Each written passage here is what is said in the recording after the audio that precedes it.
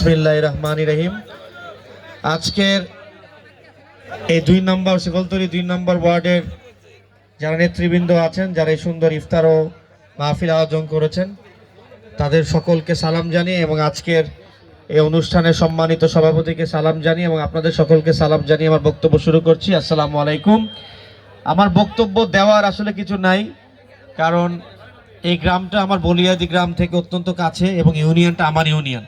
তো নিজের ইউনিয়নে আসলে নিজের বলার কিছু থাকে না, বলা উচিতও না, কারণ আপনারা পুরা কালিয়াকুরের ভিতরে আমাদের সবচেয়ে কাছের, সবচেয়ে আপন, কারণ আমার জন্ম এই ইউনিয়নে, শিবলতলী ইউনিয়নে, এবং আমাদের পরিবার দীর্ঘ 500 বছর ধরে পুরা কালিয়াকুর উপজেলা সহ সাভার উপজেলা সহ বিভিন্ন জায়গায় যে জমিদারি করেছে সেখানে কিন্তু শিবলতলী ইউনিয়ন থেকেই করেছে। আমার পরিবার যেভাবে আপনাদের পাশে ছিল, আমার বাবা চৌধুরী তানভীর আহমেদ সিদ্দিকী সাহেব আপনাদের যেভাবে পাশে ছিল দীর্ঘ 70 বছর ধরে, আমি আশা করি আপনারাও আমাকে আপনাদের পাশে থাকতে দিবেন, আপনাদের দোয়া দিবেন, আপনাদের ভালোবাসা দিবেন। আপনাদের দোয়া আর ভালোবাসার জন্যই এতদিন টিকে আছি, আপনাদের সেবা করার জন্য টিকে আছি। আমার পরিবার দীর্ঘ 500 বছর ধরে আপনাদের সেবা করে গেছে, আমার বাবা সেবা করে গেছেন, আমিও যেন আপনাদের সেবা করতে পারি।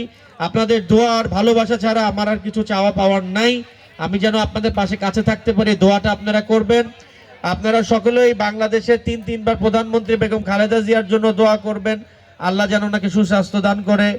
আপনারা বাংলাদেশের ভবিষ্যৎ প্রধানমন্ত্রী আমার নেতা জনাব তারেক রহমান সাহেবের জন্য দোয়া করবেন, আল্লাহ যেন ওনাকে সুস্বাস্থ্য দেন।